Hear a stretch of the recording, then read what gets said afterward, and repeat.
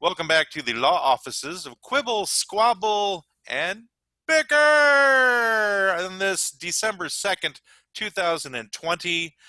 And we have a brand new client today, which is weird because, normally our client's the same client every single time.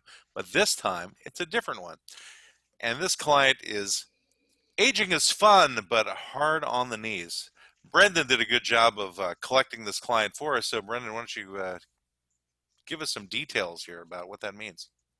Well, I think as we all get older, the weird disconnect between how old you feel mentally and how old you feel physically starts to that separation starts to occur. It's like I still feel like I'm in my 20s, mentally. Mentally. Yeah, I hear you.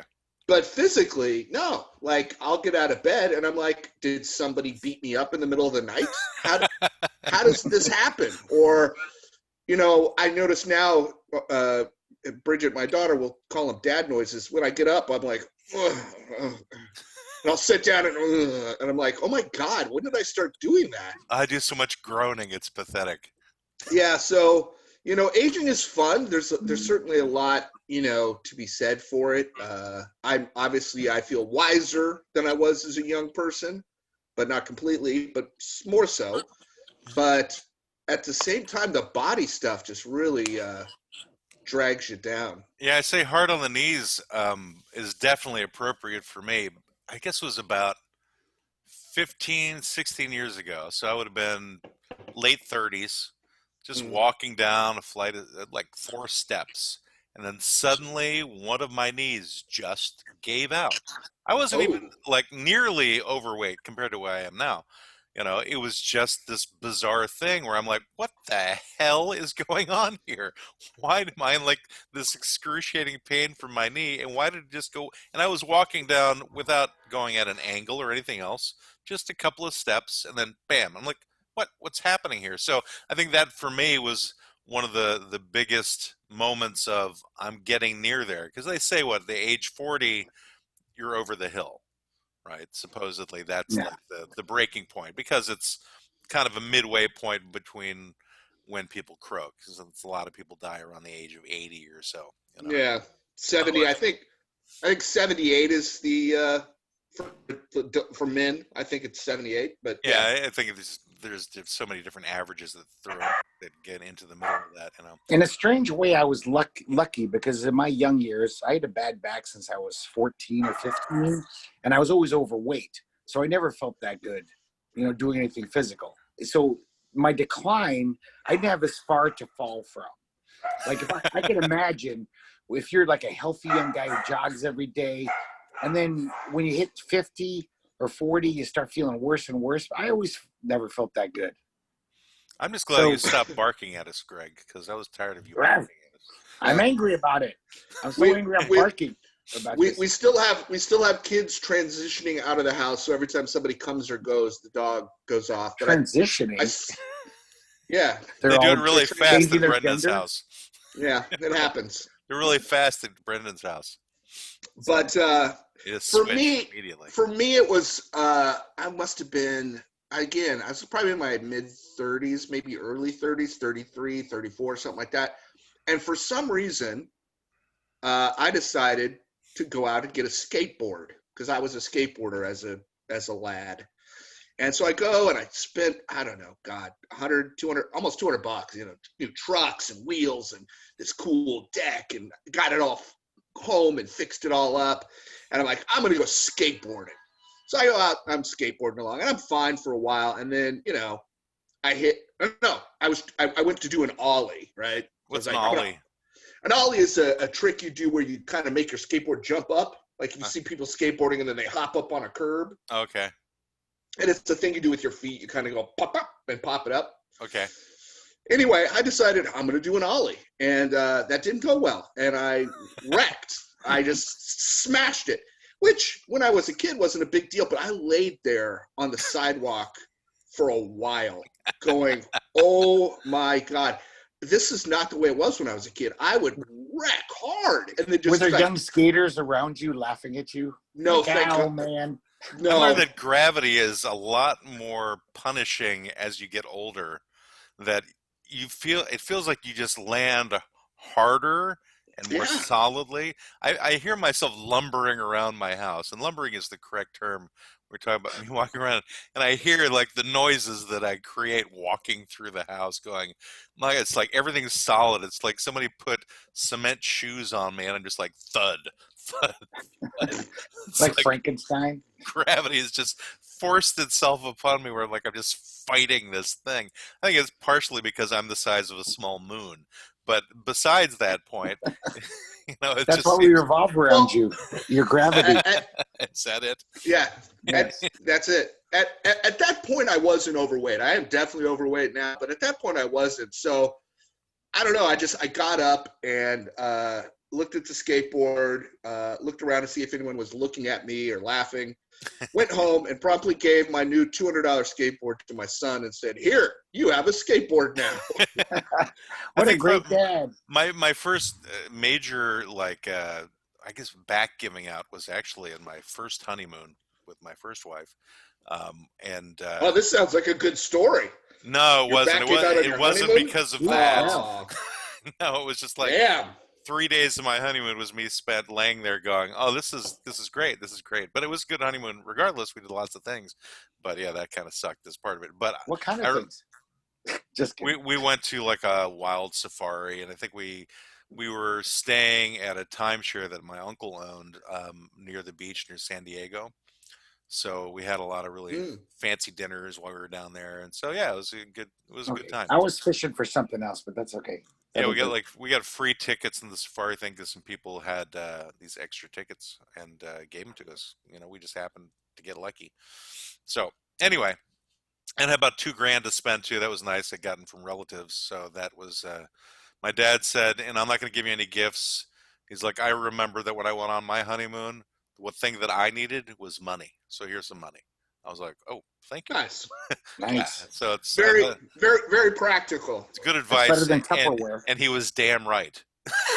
Yeah. The money was necessary because we had a rental car, and anyway, so but later on in life, and after having a kid, I was like on a trip, and I flew back, and my kid comes up to hug me, and I go to pick up the kid, and then the back goes out again, and then I'm like laid up for like a week, and so that would have been in my early 30s. So I think that was like when the progression began. you know, little things Yeah. started, Yeah. Yeah. here and there, and then it became regular having back issues for the rest of my life, essentially. You know, I consider myself so lucky, like all the guys like you guys and other guys I know that are my age that have back problems, knee problems. I've had none of that. I had some sort of herniated disc once where it hurt, and I went to the chiropractor, and I don't know, 3-4 weeks later he had done whatever witch doctor shit he You're did, totally and it was jinxing it fine. right now. You shouldn't talk about this. You're No, but jinxing it. he doesn't believe in jinx. no, but no, I don't believe in jinxing. But what I have found is all sort of gut related issues, like like heartburn, like You got the I, and the be, I lactose became thing you were saying before. yeah, I became lactose intolerant at some point. So most of my issues revolve around my ever expanding gut, and so it's all centralized. And it doesn't lay me up. There are times where I'm like, oh my god, and I'm like, I have Tums. I never thought I would be that guy. I've got like Tums on my desk, and I'm like eating Tums, and Mm-hmm. I gotta say, it's but like as I get older, I get I'm breaking down more and more. And even if I'm like in a wheelchair, I think I might still be content with old age because I can still read my comic books and stuff. But I gotta say that first time the doctor says, "Oh, Greg, you can't eat spicy foods anymore, or you can't eat this," I'm gonna be like, "Just give me euthanasia. Just kill me." Like I've had an iron Wow. gut my whole life. For all my problems, I could eat anything. I was like a garbage disposal. I've never had indigestion. I never get that even now. I'm 53 and I could eat anything, nasty food. So I'm lucky that way.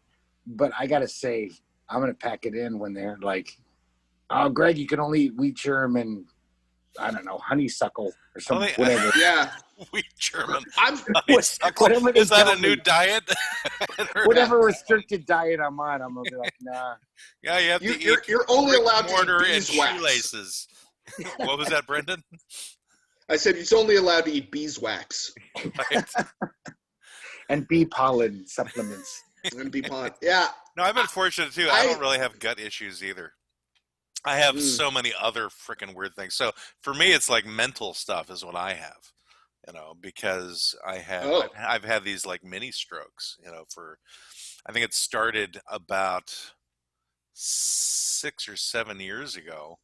I just I don't know what happened, but I wound up having some kind of seizures, and they lasted for, I guess, overall about 3 weeks. Where they would just come on randomly, and I'd just be sitting on the couch, and I would describe myself as like a cross between like Joe Cocker and Sylvester Stallone. Where I'd be like, and I couldn't speak, and they would get aggravated, and I thought this was the extent of my life now. I thought I was literally going to be incapable of being a real human anymore because it was incapacitating. I basically took myself off the road because they would come at unexpected times, and I'm like, I couldn't in good conscience be driving. Yeah, right. Possibly happen, and I had a stutter issue too, so I couldn't really get thoughts out very well, and it was so strange. And then I was like, all right, well, they wanted to put me on some kind of weird anti-anxiety medication or something like that. They said I had something called the conversion disorder, because some way of handling stress or something. I'm okay. Yeah. I'm like, I'm glad you've got a label for it. I said, but I would like to try some alternative methods before I go full-blown psychotropic medication thing to try and fix this stupid thing. And so I went and looked up something online for alternative health, and turns out there's a guy on there that I knew. I went, oh, he does this type of thing. He's a chiropractor. So I went and gave him a call and rang him up, and he adjusted me. He said, like, I had some compressed vertebrae in my neck, and he had me go get an X-ray, and that's how he figured that out. And then he like adjusted me, and the next day the seizures had diminished, and then by the following week, gone. Right. Wow. So I had like 2 weeks of this with no let up. I'd seen neurologists, CAT scans, all this stuff. I was still a twitching freaking maniac. As a matter of fact, I remember going to a doctor's appointment with my wife, and I had to warn them that there will come a point where it seems like I'm having a heart attack or something. And I'm like, and that's not what it is. It's just I've been having these seizures, and they come on, and it definitely happened like twice. And they were like, thank you for letting us know, because we would have had to do something if we saw that happening. I'm like, yeah, deal with her. She's got her own problems. So anyway, and so then 3 years later, I had it happen once again, but it was just like a day thing, and paramedics were called because it was happening in my house. And luckily, by the time paramedics got there, I had kind of gotten, it was actually the day I moved into this house, or the next, it was like we were moving stuff in. It was like incredibly stressful period, because there was like this forced eviction happening from our old house while we were buying this house and trying to move in at the same time. And so, and then getting everything moved. And then all of a sudden I'm sitting in a chair, and suddenly I start going, I'm like, damn it, it's back, And again, luckily the ambulance was called. By the time they started checking me out, I kind of regained my composure, and I was able to stop them from taking me to the hospital. Right. And then, what was it, a few weeks ago or a few months ago, where it happened again. And this time I actually did wound up going to the hospital for a couple of days. I remember that. Yes. So now I take a baby aspirin every day to help with preventing any, because they think it could have been like a blood clot in my brain or something. But ever since these things have happened, I have difficulty remembering what words to use sometimes whenever I'm trying to think of a thought. It's like it just doesn't. I mean, I used to pride myself on being able to like grab the words out of the air and use the right ones whenever I needed to, and I was always like pretty on top of things. And now it's like this slowness has happened to my thinking, and it's just gets very frustrating. I mean, a Do you lot of ever people. find yourself? I have that too, where words are definitely getting harder to grasp, and so I find myself using words I've never used in my life, like 50-cent words, if you will, because I can't think of the normal word at the moment.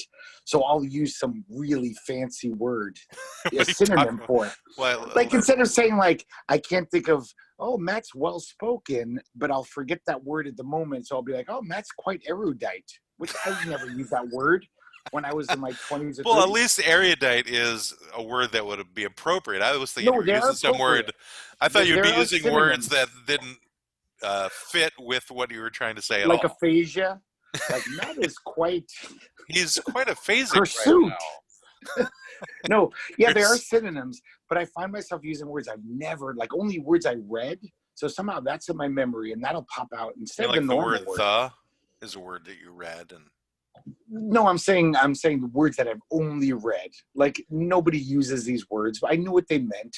But instead of finding the normal, easy to use word, it just doesn't pop in, and some weird word from my memory bank will pop up. It's nobody Wow. says that in conversation. I find that like fascinating. I would love that to happen. It I is like kind of weird. using words that don't normally use. I like to use words that are. But probably people think I'm being pretentious, but I don't need to be. I think anybody who knows you would know that you're not pretentious. I know. Yeah, I would agree with that. You I you couldn't live even amongst pretend to be walls of pretentious. comic books. Nobody would think you're pretentious, Greg. But they're good comic books. They're the high quality ones. Sure. Yeah. I've experienced a little bit of that. I have a thing where I think it's a blood sugar, again, gut related thing where if I don't get some sort of balance in my body or food, or like if I don't eat, for a while, I'll start to shake a little bit. And then there'll be times if it gets really bad where I'll do that. I'll kind of like say, yeah. And so I was,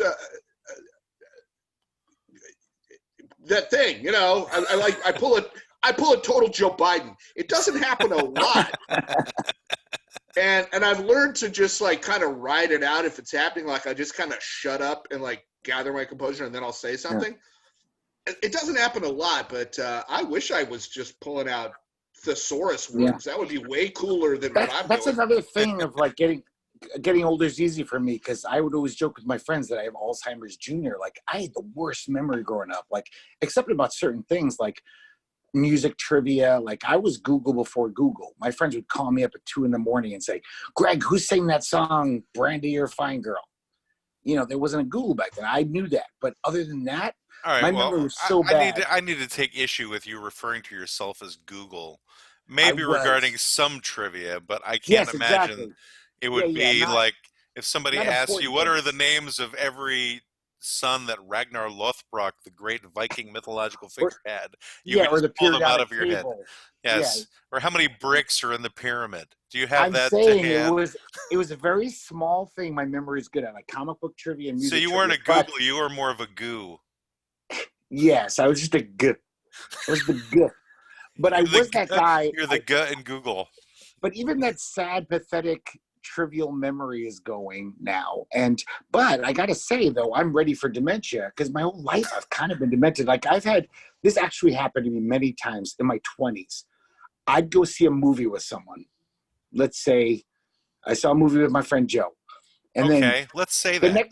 The next day I'd see Joe at school and say, Joe, I just saw the best movie last night. And he'd be like, I was with you.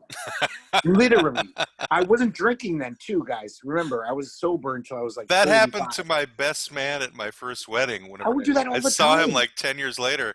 I was like, were you at my wedding? He's like, Matt, I was your best man. I was like, that was 10 years later, though. Yeah, but still, it was kind of embarrassing. That's pretty bad. You can't remember who your best man was.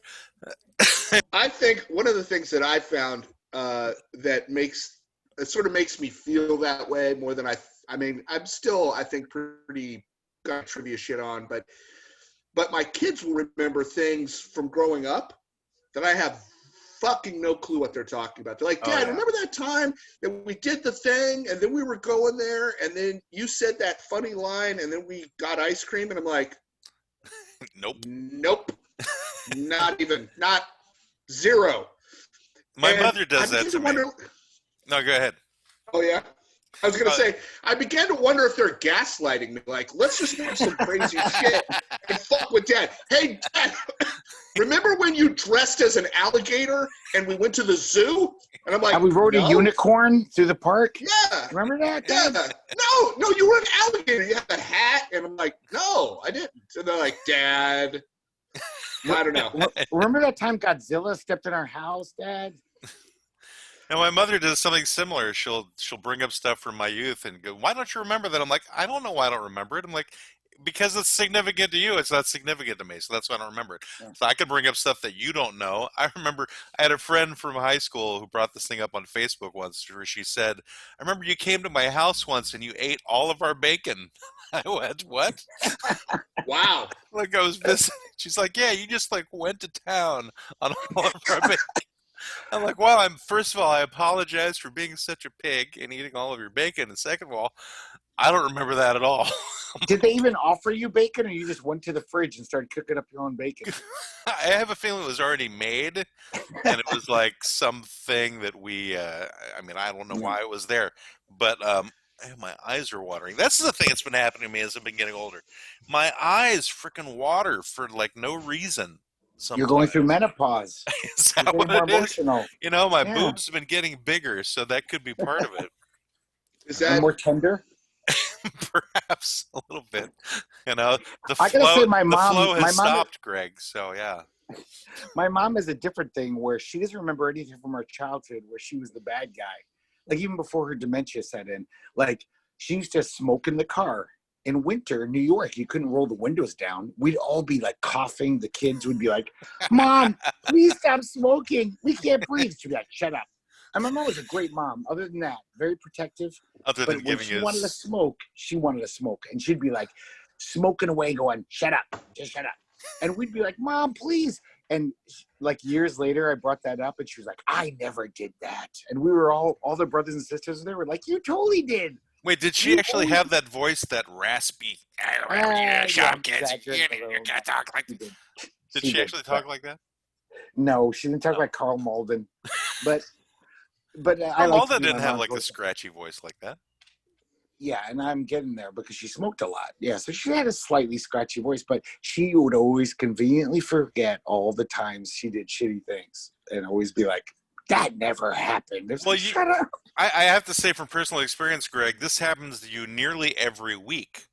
That you and I will have conversations about things, and you'll completely forget everything that we talked about. Do I forget shitty behavior or just things in general? Or is it like me in denial saying, "Matt, I never did that shitty thing to you"?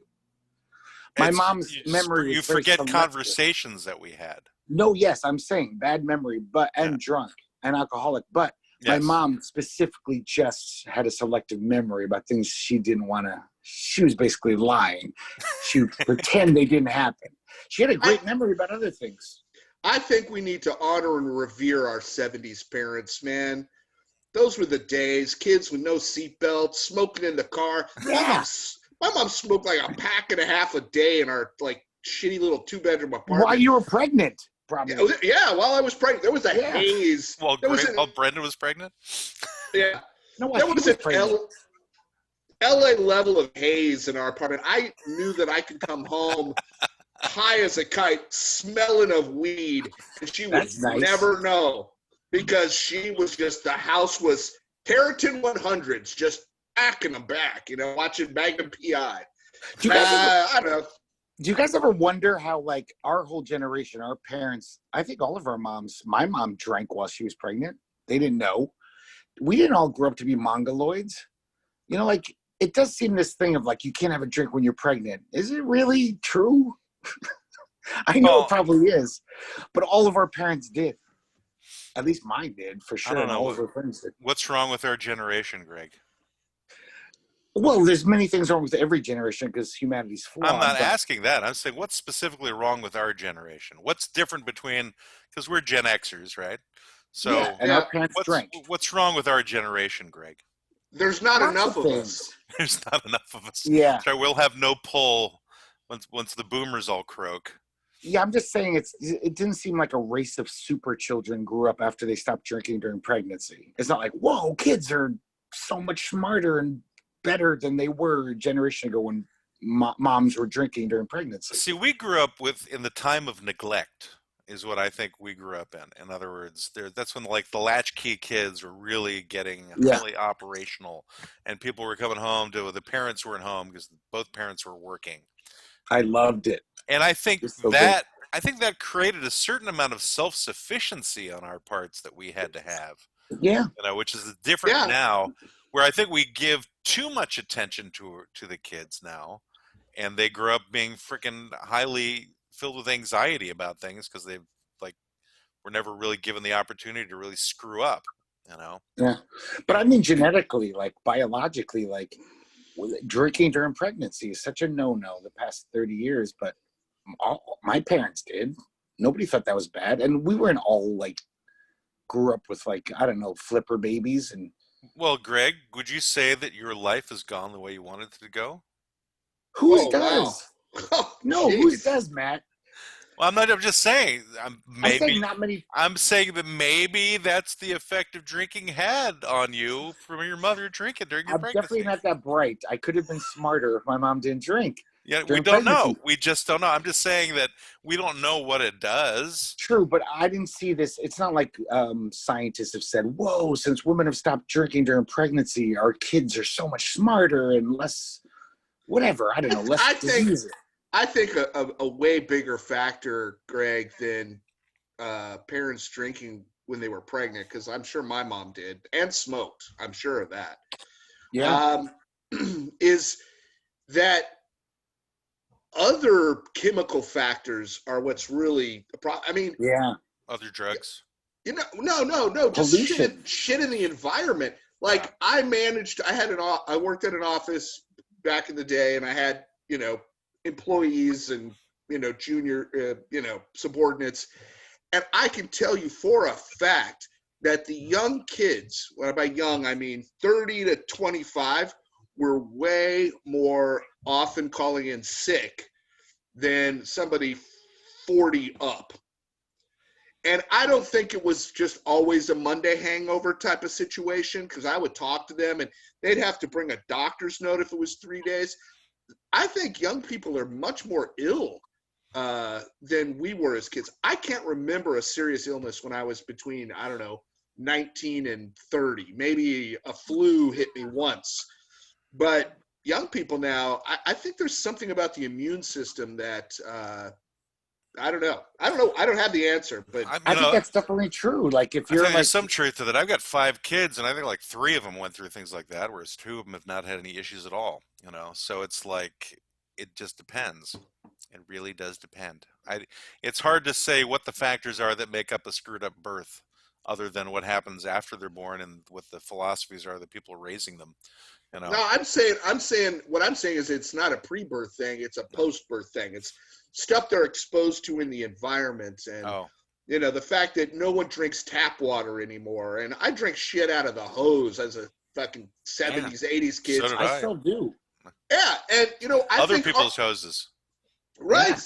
Yeah. So I think our immune system was stronger than I think. I think that's totally true. I think I was a dumpster diver for years, and I felt like I got less sick than most of my friends. I might just have a strong constitution, but I think I've inured myself to germs. I think like when the apocalypse comes, I'll be able to drink puddle water and not get dysentery. So you could just go to the hospital and start licking COVID patients, and you'd be fine.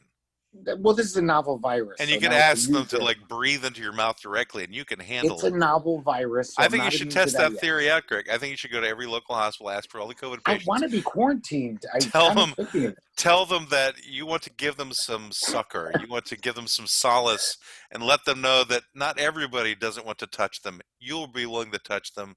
They can breathe into your mouth, into your nostrils. Suck them. They can give them succor and suck them. They could lick your face. They could lick your eyeballs. Anything you want. I think, would be perfect. This is a great idea, Matt. Dying, those one of the best ICU ideas you've ever had. Isn't it? You love my ideas, Greg. So. I wouldn't be afraid of going into an emergency room full of COVID patients. Really? I wouldn't. I would. I'd be a little worried. I mean, I would be a little worried, but I wouldn't be terrified. I Oh wouldn't be yeah, like, oh my God, I'm going to die or I'm going to get it. Because I just don't get sick that often. I right. just don't. I said that till I got pneumonia. Yeah. I haven't had pneumonia. I'm Yeah, sorry to hear that. yeah, I think the difference is that I started working in an occupation where I was dealing with people a lot, and a lot of Yeah. people would come to my job sick or what have you. So it became a little easier for me to become susceptible for that. But before that, I used to always say I was like the healthiest fat guy somebody knew. I never had issues. I never had illnesses other than like maybe a cold once or twice a year, you know. And then I never got a flu shot or anything like that. But then, there was this one time when I caught pneumonia, and I'm like, okay, this sucks. Never want Yeah. that again, you know. I But don't think I've anyway, ever had pneumonia. yeah, it wasn't fun. And whenever Doesn't sound fun. people were describing COVID as like basically COVID is a really bad case of pneumonia, and I went, oh, okay, I can relate to what somebody could be going through if they've gotten that. No, I've only had it the one time, and again, I never want to have it again. But I know people who've had it multiple times. Yeah. But aging is supposed to be fun, so we've gotten way into the hard on the knees part. So, what part of aging do you appreciate? What is it that you like about getting older, other than knowing more than you used to know The and being lessening of willing? hormones, I think for teenage me, it's been hormones. I let more things go than I used to let go. Like you guys give me crap about quibbling about things, but this is nothing compared to my youth. That was like the master quibbler. It's like I had to correct everything, everyone if I thought something was incorrect, to a point of making mistakes Yeah, you sometimes do mellow socially. out in your old age. It's nice to mellow out a little. Sometimes you were too passionate about things and obnoxious, maybe even. So I've definitely had that too, where things that used to drive me crazy and I'd be all furious. I'm like, let it go. I'm just They, happy I they, got rid of my road rage that I used to have, because man, I had like serious road rage back when I was living in Washington D.C. I would just like scream and yell and pound on my steering wheel because people were not going the direction I wanted them to go, and flipping people off, and yeah, and Well, so well, well, Washington D.C. will do that to you. I drive in Florida, and Florida has its own unique stupid as far as driving goes. Mostly because you've got two drivers. You've got some old 80-year-old man on the one hand, and then some methed out guy in a muscle car on the other. So there's just extremes. And if you're somewhere in the middle, you're fucked. But when I went to the last time I went to the Northwest, I went to Seattle, and I'm like, fuck, I'm going to be driving in a big city, and then I have to drive down to Portland. I got to deal with that sort of traffic. People up there, it would be hard to have road rage. I remember like in the car, just like, that fucker's not going to let me in. He's not going to let me in because Florida guy wouldn't let me in. And he just sort of slow down and let me in. And I'm like, what? we that's have true. that There are thing in more polite Portland. drivers here than back east. That's definitely a Sometimes fact. they're Oh, overly polite, though. I got to say, they're overly polite, where like I have the stop sign. I'm riding my bike. Just go on through. You have the right of way, and you'll be out of my way, before my bike even gets there. I've learned that And they people here slow don't know what down. right of way means, apparently. They don't know that if you get there first, you're allowed to go first. Yeah, They don't especially get when I that. have the stop sign. Sometimes they don't even have a stop sign, and they stop for me, but I'm not sure they're stopping, so I Those are have the to people slow that I down. still have road rage at, actually. I Are the get ones I get a who little stop raged when at there's them. no stops, and I'm like, what the hell are you Yeah, doing? I'm trying to get somewhere. You're stopping for no reason. What are you doing? Crazy people. And I'll have a conversation with myself going, okay, why are you so angry, Matt? What are you being upset about? Why do you need to yell at people you don't even know? They don't deserve these names you're calling them. but when right. you were 25, you would have went with it for a month.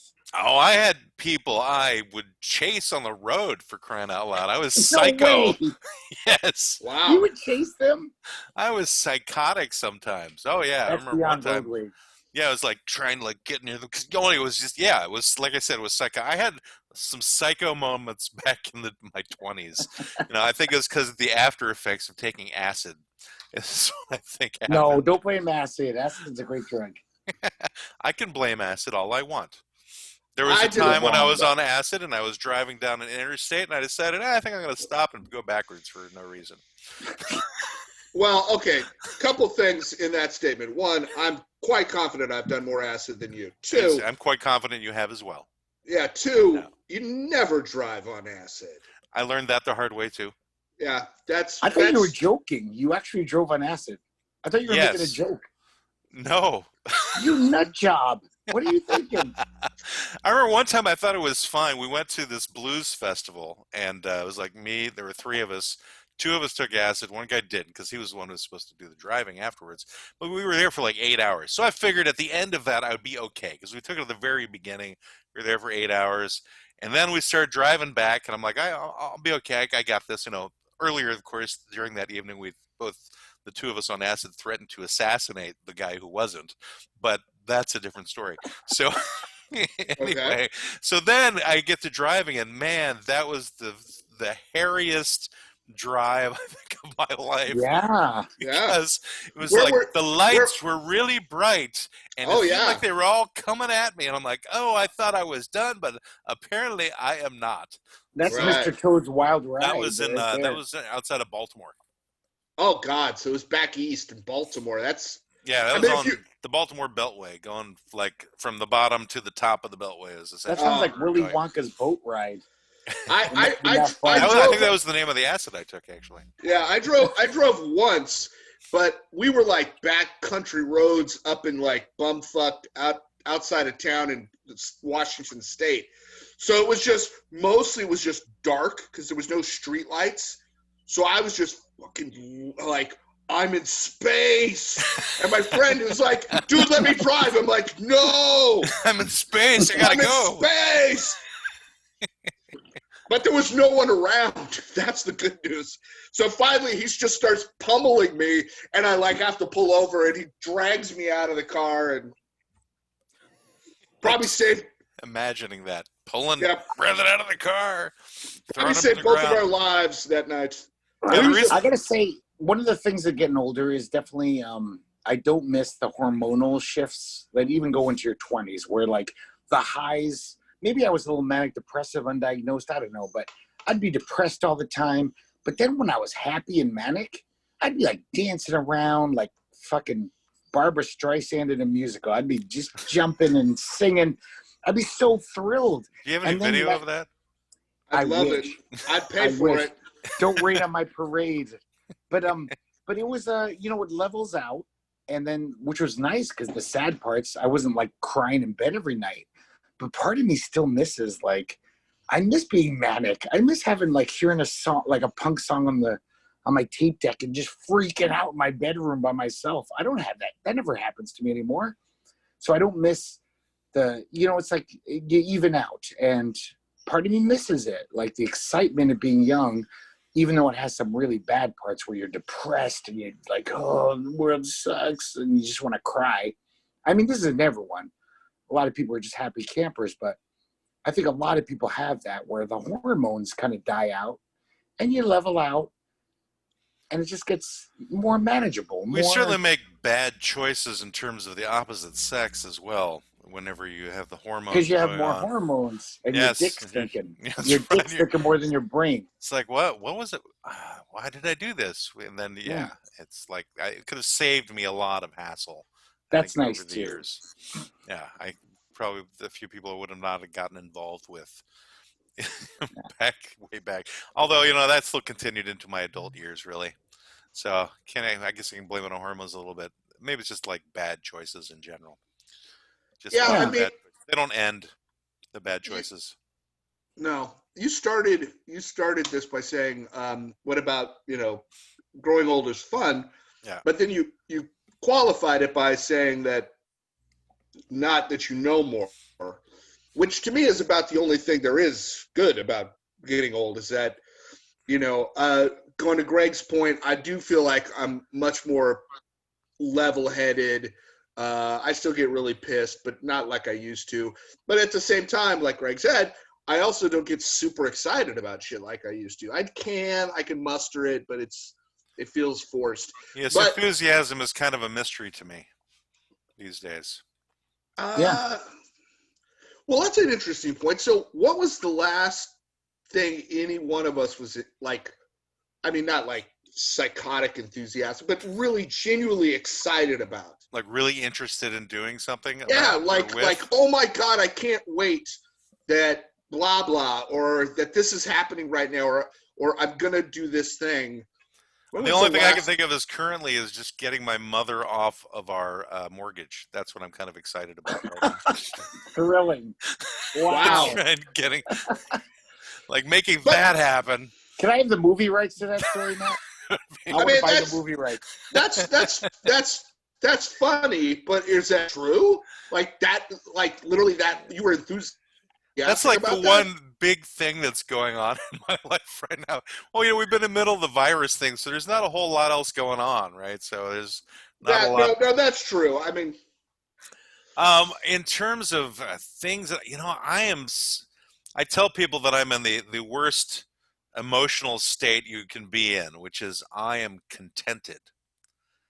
oh In god, other words, yeah. it's like the worst place you can be is being okay with how things are. And I've been okay, even if I've had some medical emergencies here and there, but I've been basically okay. I've had like no real ambition for years. Is that the Um, worst thing, though? Is it that so is bad? because you're not striving, now you're Yeah. not trying to like make things greater, you're just kind of coasting along. It's basically like being toast. Yeah, it's okay, Toast. it's good, it's Yeah. useful, but But how many is people that all it's gonna strive and be? strive and fail, though? You know what I'm saying? Like, There's yeah, nothing wrong with failing if you learn something from it, sure, but you it's not know. fun. It's not Well, it's like satisfying. today I was decided to go on this kick to determine what it would take to have a career in doing voiceovers, right?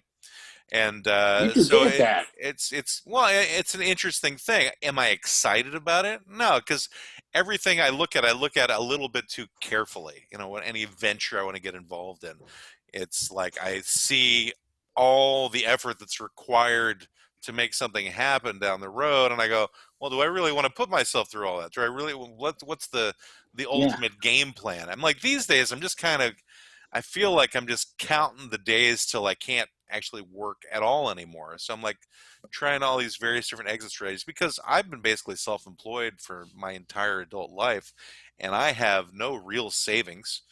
I mean, what we have is basically the house, which is why we're getting my mom off the mortgage. Um, but there's going to come a point where my wife retires and she won't have any income other than pension, which is going to be that much. And where is that money going to come from to ensure that these mortgage payments keep getting paid off? Your Because 5 children will take care of you. yeah, but all my children are all like working like grocery store jobs, so I it's was like joke. I was joking. I don't see that happening. I just go, okay, well, I just need to prepare to have a lot of warm clothing for my days on the street afterwards. So Oh my. looking towards that particular as the next chapter in my history. Hello, you got a quarter? I need to give somebody else a quarter. Anyway, um, but in terms of something that was, I guess the last time I was excited about something or like interested in something was probably in the early 2000s when I had this kick about doing stand-up comedy. And I, Oh, I took like a class on it, and then I started going to open mic nights, and then that's one of those things where I went, God, I just looked at the effort that it would take to make it in that industry. And I'm like, do I want it? I'm like, I didn't really have the ambition to be famous anymore. I'd kind of gotten over that. Over the course of my life, I've dealt with many different celebrities and I've dealt with political stuff. And I felt like I made my mark in the world like decades ago. And so from that point, it kind of like, was like, okay, well, I've achieved everything really that I kind of set out to achieve. I'm like, and I don't know how to make a time machine because that's like the thing that I'd really like to invent, but I don't have the slightest idea how you would do that. Neither does anybody else. I'm like, so yeah, I guess I'll just hang out for a while. So I've been hanging out for a long time, oh, all and I right. just do Well, things that make things interesting, but nothing I get like really kind of captivated by. There's nothing really new that's doing it. There's things that keep me busy. It's like recently I started doing website testing, it's uh, kind of interesting because I'm finding about different things and different things that people are creating, and I get to put in some input on that. That So is not passion. No, it's just interest. It's stuff Yeah, that makes life more interesting for yeah, me. I still have But it's interest, not but like a drive. There's nothing that's driving me to like incredible success. You know. yeah. Right. So I mean, it used to be my kids, but now all my kids are adults, and I used to like supporting them. And now it's just they're going doing their own lives. Yeah. So now it's kind of like I look forward to our podcast every week. I look forward to one day maybe running karaoke again. Because that I find fun. I don't necessarily find it like this driving passion for karaoke, but I really enjoy doing it. That's why I do it. It uses a lot of the things I learned from a long time ago, Uh, and it's become like this little mini career for me. Brendan, when was the last time you had a lust for life and a passion for something? Or do you still have it? Maybe you still have that. Yeah, here's it for you, Greg. yeah. I mean, two things. One, the last time I was like, I remember being kind of like giddy, like, oh my God, I can't wait till this happens, was I went to see the Foo Fighters in concert. And I had never seen them. And I'm a big Foo Fighters fan. And I was like, it was coming up. And I remember, like being excited about it and like kind of not necessarily counting down the days, but like, oh, it's a week from now. Uh, that was the last time, because live music and bands to me are that. I mean, Uh-huh. I get excited about, like, I don't know, if the Dropkick Murphys were going to come to town, I'd be excited about that and excited to go to the show. I'd like to go Um, with you if they do. That could be fun. absolutely. Yeah. No, But it's absolutely. funny you bring that up because I saw Rush a few years back. I think it Yeah. was like their 40th anniversary tour or something, and I knew this was gonna be like one of their last opportunities to see it, and so I took one of my kids to go with me. And I think I've kind of felt that way, but still, I took it kind of matter of factly because for me, I never really went to concerts. I just didn't do it for whatever reason. I preferred studio versions of things to seeing bands live. So over the course of my life, I think I've gone to maybe 4 or 5 major concerts, I guess. And two of those were Oh, for the Grateful Dead, and I wasn't even a Grateful Dead fan, and I wound up going to two of those. So, yeah. I mean, for me, I don't know if Greg feels the same way. For me, live music is probably the single most exhilarating thing, even if I Yeah. don't like it that much. uh-huh. Even if it's like jazz piano, and I'm not even into it, but just the live performance and the reaction of the crowd who are into it because they love jazz piano, I still get Yeah. like kind of worked up about it. Huh. But that's probably, in terms of that sort of enthusiasm, or I don't want to say ecstasy because that's a different, but that kind of like spiritual, like, oh my God, this is amazing, I'm so glad I'm here. It's live music, and that's been the problem for me. One, because with being a grown up and old, and you know, you don't get to a lot of shows, but I would always try to find at least one a year that I would go to. And then now, fuck, coronavirus, it's just not Yeah, I the same. found even when I was older, like basically I got really old 5 years ago. I like just shut off. You got really old 5 years ago? Yeah, You yeah. know I you're like 5 years somehow older, Greg. somehow my brain switched. My brain switched like because basically I was the most healthiest of my life from 45 to like 49 or 50. And that was actually my golden years where for the first time in my life I wasn't a fat guy. I was riding my bike. I was healthy. I was up for anything. I didn't have pains all the time. I wasn't throwing my back. But I stopped going to shows, and I loved going to see punk rock bands. Like I'd go like once a week all the time. Even when I had no money, I'd somehow scrounge some money. And so in my late 40s, after like 4 years of or 2 years of not seeing a show, I went to a punk rock show, and I was exhilarated. It was ecstasy. I could use That the was the word. word I was looking for, And yet, exhilaration. but this is the sad thing because I'm an old man now. I was like, oh, I'm going back to that club. I'm doing this more often. And then I just forgot and just didn't care. And then like the And next then I month I was like, forgot.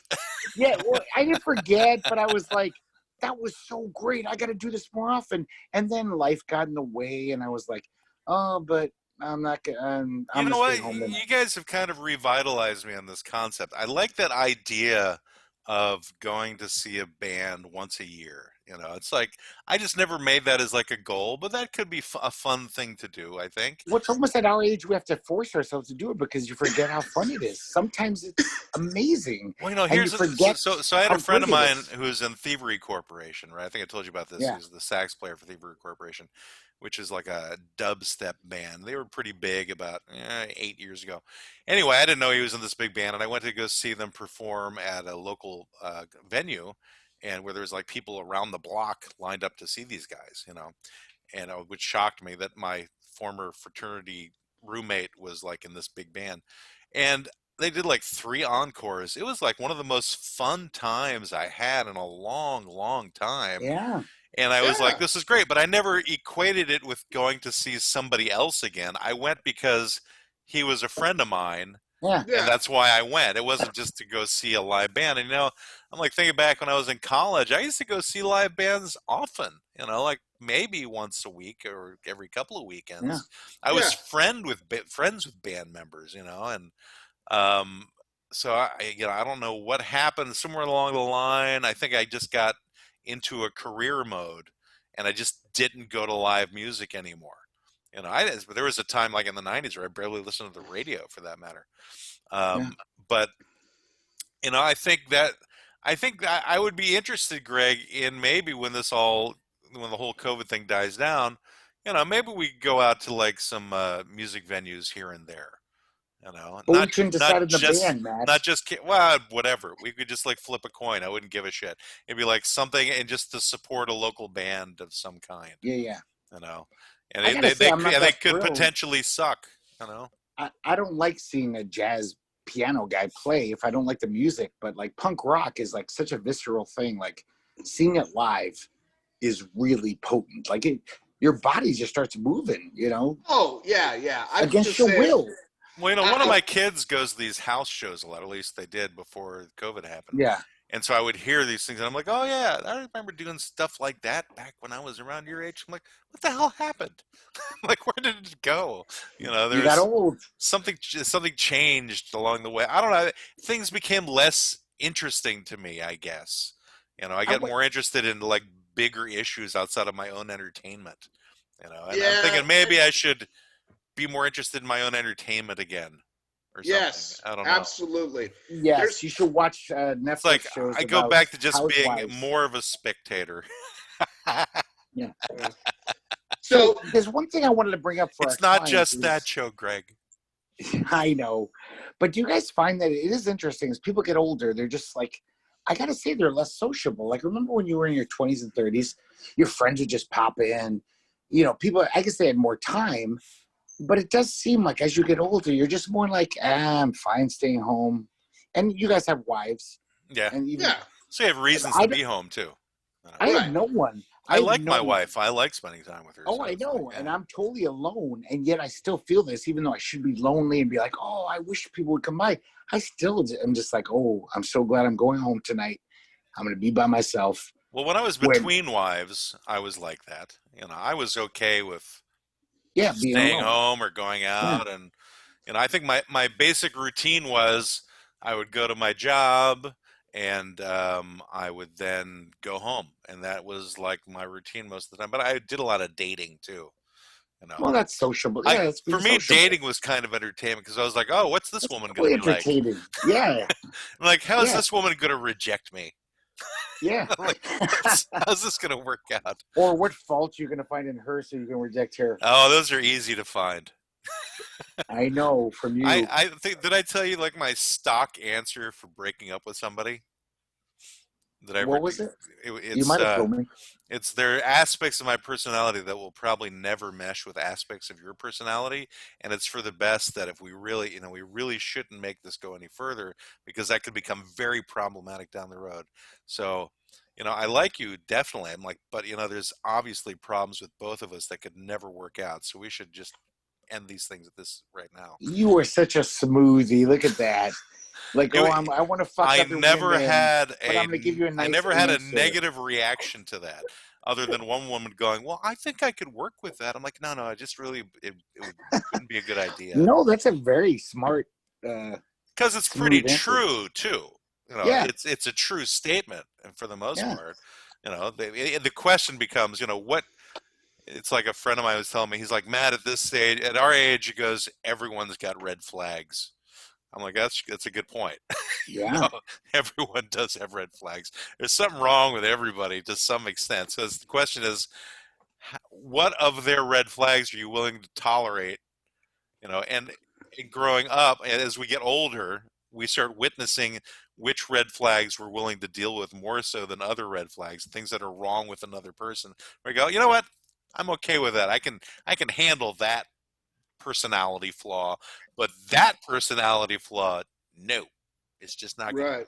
Right. So I just don't have too much, unfortunately, to contribute to this. In that next year, Holly and I will be married for 30 years. you guys are amazing.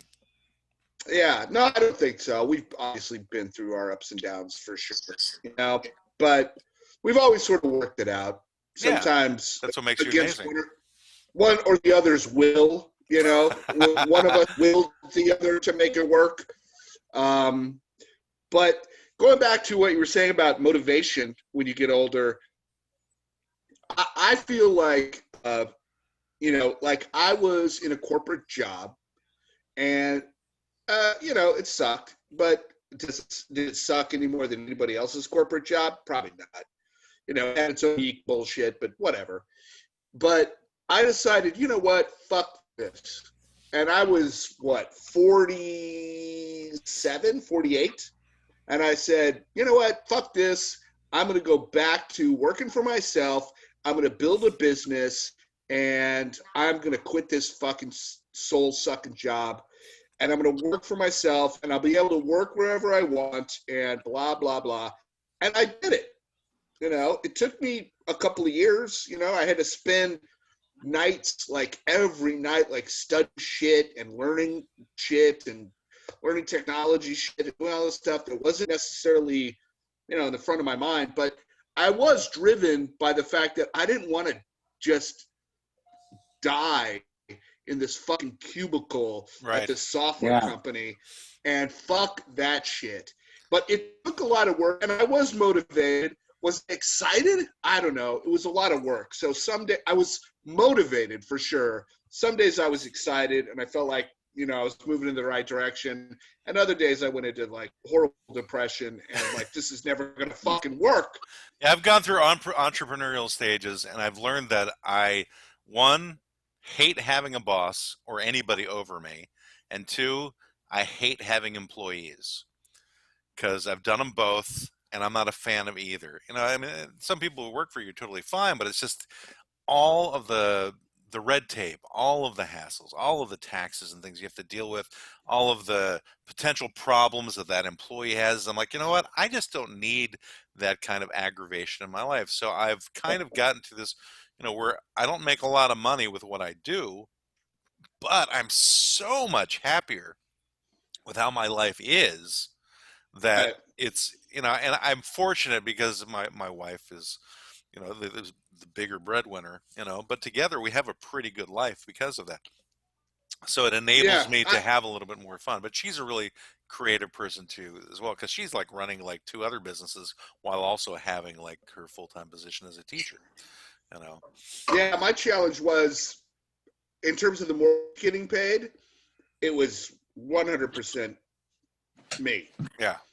And so I had to like stage it out, like at a certain point, I'm not going to make that like given salary anymore, which was, that's what sucks you into that whole game. It's like, okay, this sucks, but I know how much money I'm going to get each month, and that covers my bills in a little bit, and I'll put up with whatever bullshit, versus being an entrepreneur and like, this month was great and this month sucked, and you got to kind of find balance in the force. But, like I said, I don't think I was exhilarated about it. But yeah, it's hard to be exhilarated when you're giving yourself problems. Yeah. Because you're giving yourself problems to solve. Right, but I was up for the challenge, and I was into it from the perspective of, I was like, okay, so what do I need to learn now? And I had to motivate myself. I'd come home from work at like 5. I'd do like an hour with the fam. and dinner and whatever, and they're going upstairs, and I'm like, okay, what do I got to know? What do I got to learn? What, you know, When I and was it was having my, hard. oh, sorry.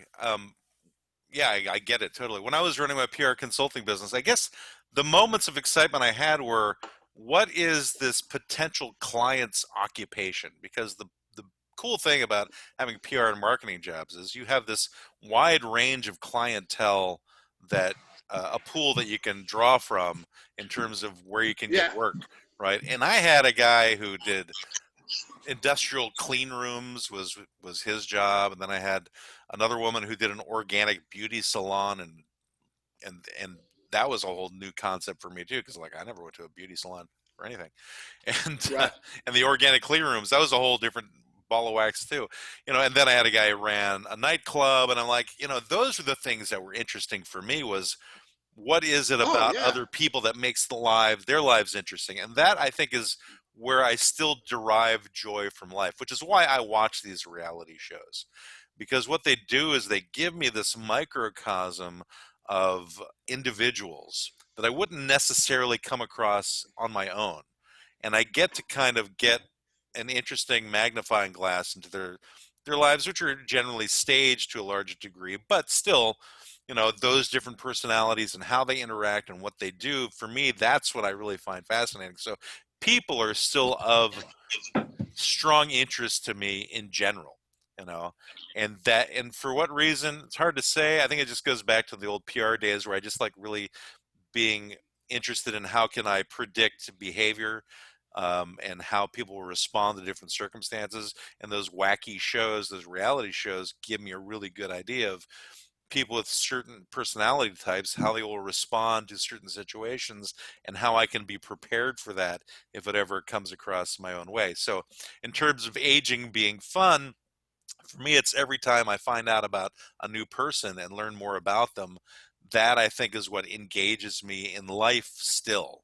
As long Yeah. as I can keep learning new things about other people, that, I think, is more fun. So that's like why today I was looking into this voiceover thing, and I'm finding out about this guy who got laid off from his corporate job, and he's now been doing voiceover work for like 14 years, and he's parlayed being laid off into now making $400,000 a year doing voiceovers. And he started doing it from his house. And I'm like, okay, I'm a little more interested now, Yeah. That could be because you. I love working from my house. This is And you like, have a great radio voice. yeah, but his whole thing was, it's not about talent. It's about, it's really about drive and stuff, and how much work you're willing to put into something. And that's where I get kind of caught up, because I'm generally lazy. So I go, okay, well, what am I willing to do here? So again, I'm just stepping one toe into that industry at the moment. But, considering I've been out of work from my actual job, my business, since March, I don't know how much longer it's going to be. There's a vaccine coming. We'll see how that changes things, But I think I still like that concept, and I've been interested in doing voiceovers for a long, long time. I just never really pushed forward in it. I took broadcast performance back in college, so I've always had that interest in projecting my voice over the airwaves to some extent, but I never wanted to be like a DJ per se. So anyway, but what makes aging fun for you, Greg? What gives you some excitement in your current Burgerville existence? Not much. A new comic I book find every month, or I'm the exact opposite of you. The older I get, the more people I meet, I get more discouraged with the human race and how I just want to be a hermit. Yeah, I'm a bitter old fuck. I do like the fact that I don't cry every night like I did in my teens and 20s. Oh, I'm sad about But that. yeah, I was a little sad little Smith-listening fuck. But I don't have much. I definitely had more hope then, even though I was so depressed. I was always like, things can change. Things might change. You read stories about a lot of guys who were losers when they're young, and they figured it out. But then when you're 50, pushing 40, you're like, things aren't going to change. And then especially when you're 53, you're like, no, this is it. And to be honest, I'm very content. I'm not a sad guy for the most part. I know it sounds like I'm very bleak, but my life's very comfortable. Even though I work at Burgerville, I don't hate my job. It's not the easiest job or rewarding job, but I've got great shit in my house. I get to come home to my nice apartment. I love it. But it does seem like the hope drifts away where, like, who knows? Like, I was in a band in my 20s and we had no chances to be big, but it was always like, ooh, maybe I could make a living off this and not have a day job. Like, and you realize, nah, that's not going to happen, Greg. This is your life. This is it. But it doesn't have to be that bleak, Greg. You can always strive for something more. I know, that's what I'm saying. But like you, I don't have the ambition. I didn't even, in my 20s, I didn't have the ambition. I could have done a lot of things that I was really interested in and done better. Like, for example, I was in this band that had some little acclaim in my small town in Tucson, Arizona. Well, it's not that little town. It's what was the kind name of of a the big band? city. The Weird Love Makers. And we went to South by Southwest and we toured and had some albums out from this thing. But I just didn't even I could have practiced my guitar so I wouldn't fuck up every time we played. And, you know what I mean? Like, just the little things to do. I was like, nah, this is just fun. I could really work at this and get better. So, I'm not saying be Jimi Hendrix, just great. Well, it's like that guy who showed up in the karaoke show the other night. The guy used to be the guitarist for the Red Hot Chili Peppers, right? It's like, he's a guy who worked all his life, and then he was with the Chili Peppers for 10 years, and then he gets tossed aside. Yeah, but that guy's set for life. That? I mean, come on. That guy's set for life. It's a guy named Josh Klinghoffer. Oh, he was like a childhood friend of one of my regulars for karaoke, and she talked him into coming on to my karaoke show Saturday night. Really nice guy. Really good singer. Yeah, he was actually a really good singer. Wow. I was like, it was kind of surreal because she was hammered, his friend, and kept talking about his, because we were trying to keep it on the down low that he was a celebrity. She had asked me to not bring it up. I'm like, fine, that's easy for me to do. I won't talk about it, But then she's making all these allusions to him being famous on the show, going, "It's weird that he's such a good singer. He's really talented." Blah blah blah. I'm like, she just does not want to keep the secret at all. But that guy did just fine. I mean, being in the Red Hot Chili Peppers for 10 years, that guy's set for 10 lifetimes. I mean, I didn't realize that I'd seen him before because I wasn't familiar with who the newer guitarist for the Chili Peppers was, but I didn't realize I'd seen him before on that carpool karaoke show that James Corden does. Oh yeah, I saw that. So I guess I saw him too. You did, It's like, and I decided to watch it again today. I'm like, oh yeah, that was definitely the guy who was on my show. I thought maybe she was playing a joke on us, and he was like this very quiet, unassuming guy. And then I watched some of his some clips on YouTube to see what kind of a guitarist he was. This guy is freaking high energy. He bounces around more than Flea does on stage. And which was I'm pretty sure he was the guitarist in the early 90s. He didn't join them until 2009, 2010. Oh God, see, that's so he's been with them for the last 10 years. What happened was the guitarist just before him came back, and that's why he lost the job. Yeah. Oh, okay. Yeah. All right. So they didn't actually really want to get rid of him, but they really had rapport with the guy who had left. So yeah. But those two guys are pretty good. They were good friends apparently at one point. But anyway, nice guy. But all I'm saying is that Greg you wanted to do this great thing in punk music, and if you had practiced more. It's no guarantee that you would have this. Oh no! Especially in punk music. That's how many punk bands? I'm sure you can only count them on one, maybe two hands. Have gone. Yeah, it was the '90s. Skyrocketed, into. The '90s was a weird time where it's wow, punk bands. It's not like I thought we were going to be Green Day by any means, but I just thought any band or any artistic endeavor, if you're doing art and you don't have a day job, even if you're living poverty wages, you win. That's awesome. If you have this art you love, you're a crafter, you make socks or something, and you get to support yourself, that's great. That's the best life I could have hoped for. If I could have just toured. If you're doing the life you love doing, which is kind of what's happening with me with karaoke, is it's not a huge income, but It's a You better love income karaoke. it's a better income that a lot of people make working minimum wage running my show, and I just run it 4 nights a week, so I still make more than a lot of people who work 5 days a week. But still, at the same time, it's something I really enjoy doing, and that's Yeah, the part about it that I like the most. that's great. And Yeah, for me, it's just like buying audio equipment makes me happy. right. So yeah, that's cool. Yeah. So Greg, Yeah. it's never too late. Yes, Greg, it's I, not.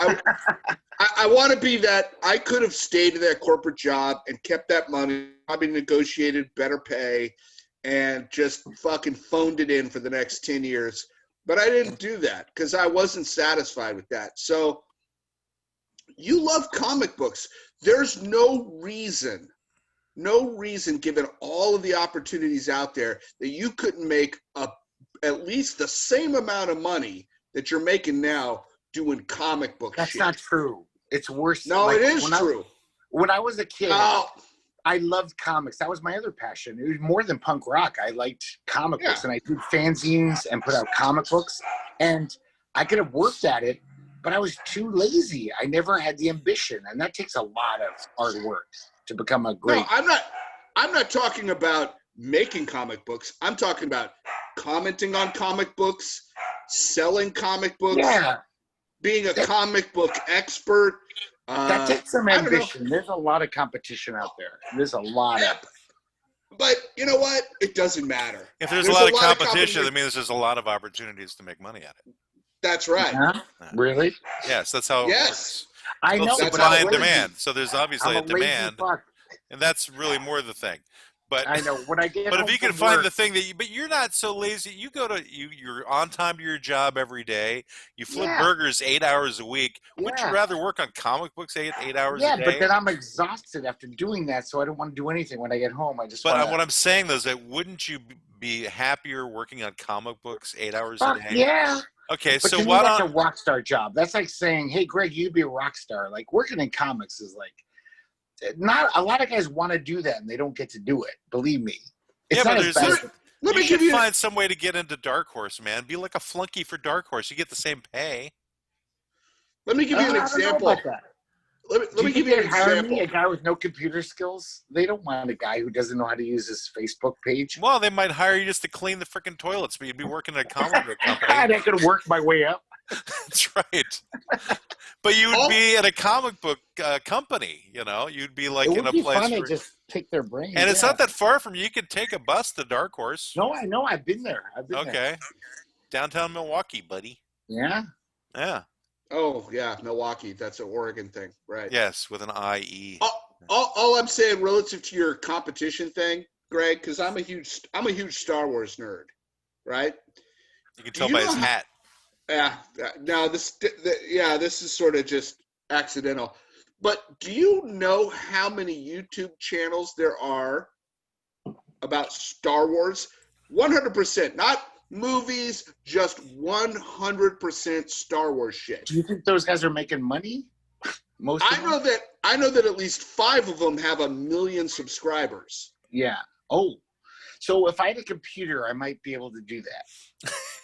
So that's What your happened to that first- tablet we had you charge last week? I gotta get some Wi-Fi going. And But I then told can you how you work. could do the Wi-Fi is off of your phone, probably. It's Yeah, not just hotspot working. your phone. Yeah.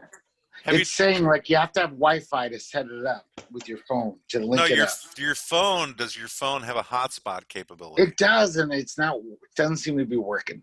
What do you mean? It's like it says you need Wi-Fi to link your phone up to this tablet. And No, then I'm not when talking press- about that. I'm just talking about setting up the hotspot on your phone. First of all, I guess I don't know how to do that. See, that's the Okay. thing. The reason I have no ambition is because I've always been really dumb, and I figured that none of my dreams would come to fruition because I would fail. Greg, if you're really dumb, we wouldn't have really interesting conversation or slightly interesting No, that's just conversations me every being week. drunk and spouting shit off. I mean, that's So- not smart. You know how to use Okay. the word erudite and hirsute earlier. You're not This is dumb. true. I'm not a moron. I'm not a simpleton. You're not a cretin. A cretin, yes. Yes. Going back to one of our earlier episodes. You know what? I got a whole bunch of nerd technology friends. I'm gonna find you a fucking laptop, dude.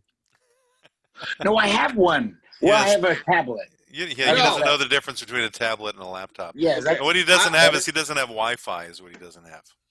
Okay, well that's what step one is. I'm Great gonna get Wi-Fi. you. I'm gonna get you a laptop for Christmas. I'm gonna figure that shit no, out. you don't have to do that. No, I don't have to do it. You're right, but I will. I don't like charity. No, I'm not. It's not charity. You know what? This is one of those things that makes me happy. Like if I could get you a laptop, that would make me happy because you don't have one. Now the Wi-Fi, you're gonna have to fucking solve that shit yourself. Oh, I'll do that. Yeah, I could do that. So if I get you a laptop, will you get Wi-Fi? Could you afford Yes, 60? I will. I could you promise. afford $60 a month, Greg, for something?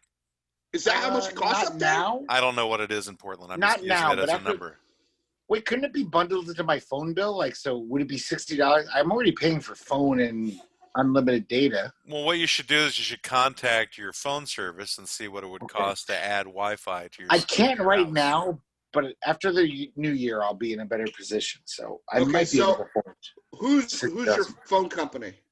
AT&T. Okay. They've got a plan. We figure that shit out, negotiate that shit. We can get Yeah. you Wi-Fi. Yeah. you Okay. You shouldn't have to pay.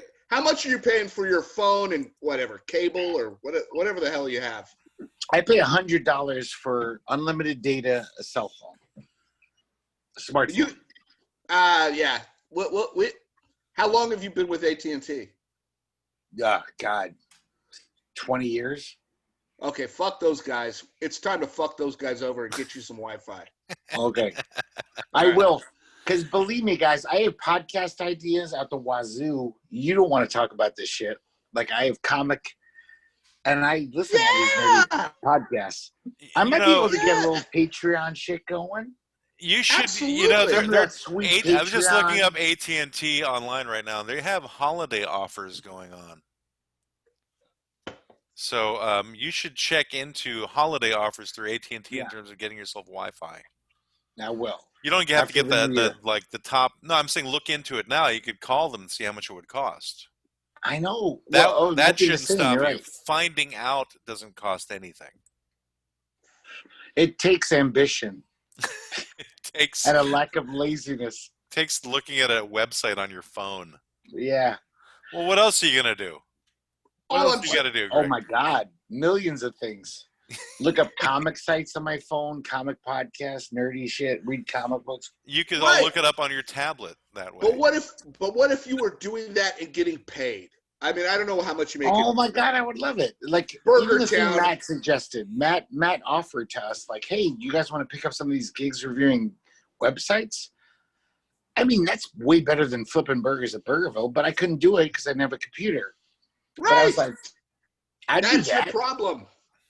That's I the know. problem. All Because I right. don't even have the ambition to make my life slightly better. It's not even a good ambition. So as the Sith Lord of this threesome, Yeah. I'm gonna get you a computer. He will get you computer. No, I can get one. I can figure it out if I really wanted to. That's the thing. I'm gonna be your motivation and figure that shit out for you. He's going to harass Okay. you, Greg. So I was thinking, we should start wrapping up, that we should do a wrap-up show of all the episodes for the new year. For December 30th is a Wednesday, so it's like the day before New Year's. That's when we should do our Okay. check every episode out show. That's like our 6-month anniversary, roughly, right? Something like that. We start in June. It's our COVID-anniversary. COVID anniversary. That's right. That's It what rolls is. off the tongue. It does. I like it. It's incredible. COVID anniversary. So what would we like to talk about next week? What do we want? So we got 1, 2, 3 weeks before that show happens. So we could come up with something interesting. We could come up with something involving Greg getting Wi-Fi in the next couple of weeks. It's like the whole I don't know about discussion is I was about thinking we that. should talk about the media. The media. That's been a big thing the past 4 years. The media. It's been around a long time, Greg. What do you have I in mind? know, but now it's become a hot point. The fake media. Now media. it's become a hot point? Where have you been?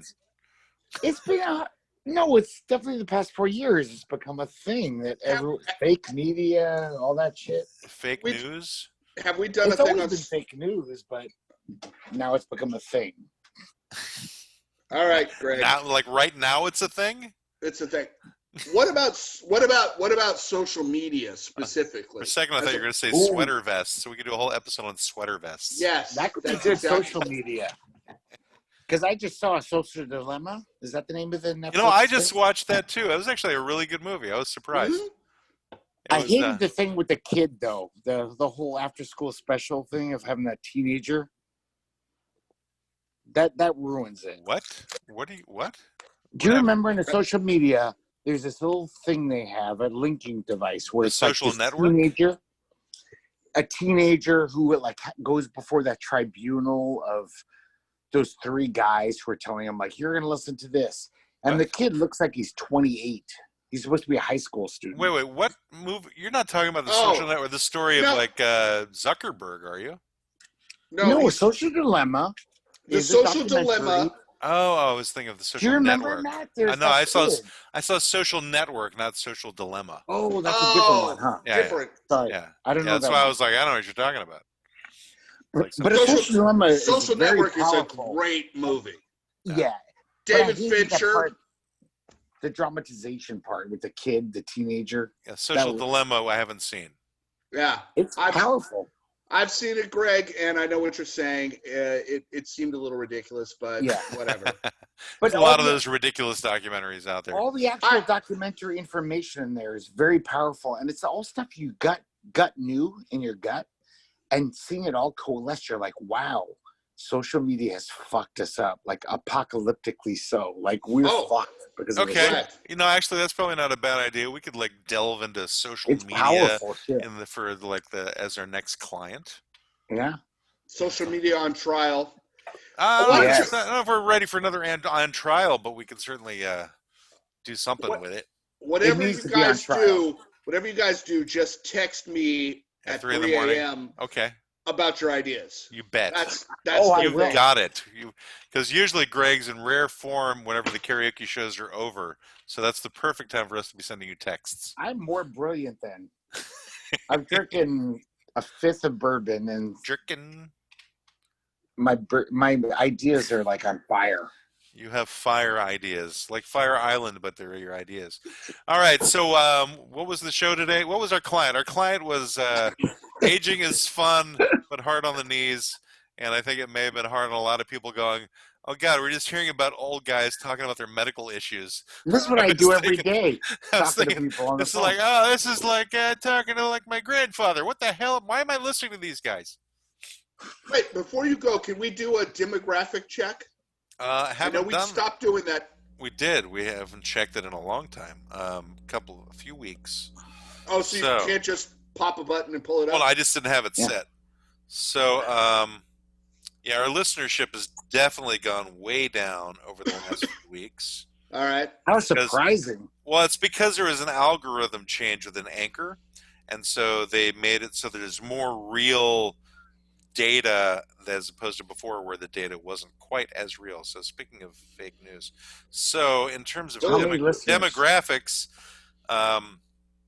the podcast where people are listening to us from, or the listening platforms, Apple Podcast is at 26%, Spotify is 8%, Anchor is 8%, Overcast is 6%, and then there's other, which is 48%. So people are listening to us on apparently a bunch of other platforms. How But many people demographic-wise, our key demographics are the ages of 45 to 59, and that's at 77% listening is that demographic. Male or female? 35 to 40, I don't know that yet. 35 Oh, to 44 is doesn't 7%. 28 to 34 is 1%, but 23 to 27 is 2%. 60 plus is 7%. So with the sweet spot for us is the ages of 45 to 59. And it's females are 73%, 20% male, and 6 non-specified. Oh, Whoa, 6 not specified. Yes. Awesome. any new weird things with the countries, Matt? Like any new countries that picked us up? Well, United States is now at 91%. We've offended everyone else in the world. We have France. Good. France is down to 6%. Everybody else is under 1%. So the Yeah. under 1%ers are Ireland, Canada, India, Nigeria, Brazil, Germany, Ukraine, Philippines, Bangladesh, Singapore, and United Kingdom. Now, because of this new algorithm, is there really someone in Singapore listening to us? Well, it could be, but what it just means is that we have less plays that are happening. But, God, I forgot to mention this, guys. We have had over 1,000 total plays of all of the podcasts put together. So that's something to be said. Do you mean listen to? Yes, Listen to. two times where they've listened to our podcast. It's happened over 1,000 times. The last week, how many people listened? 16. Oh, man. 16 plays. Well, this is per episode. So I know, but 3 of them are us. So the Heroes were 16 plays. The Sitcoms on Trial was 16. The Steaming Pile of Democracy was 23. Before that was Ballots, Bullets, and Burgers, and that was 31 plays. Prior to that was 27 plays of the Urban Legends, and then the Halloween Turnip was 38 plays. I still love that title. And then the Entertainment is Bad for You has gone up to 46. It was kind of low before. It's bumped up from it was before. And then Marriage and Glue Sniffing is at 51, and the next highest is Idiocracy at 55, and then the Second Client 59, and then the First Client still is number 1 at 74 plays.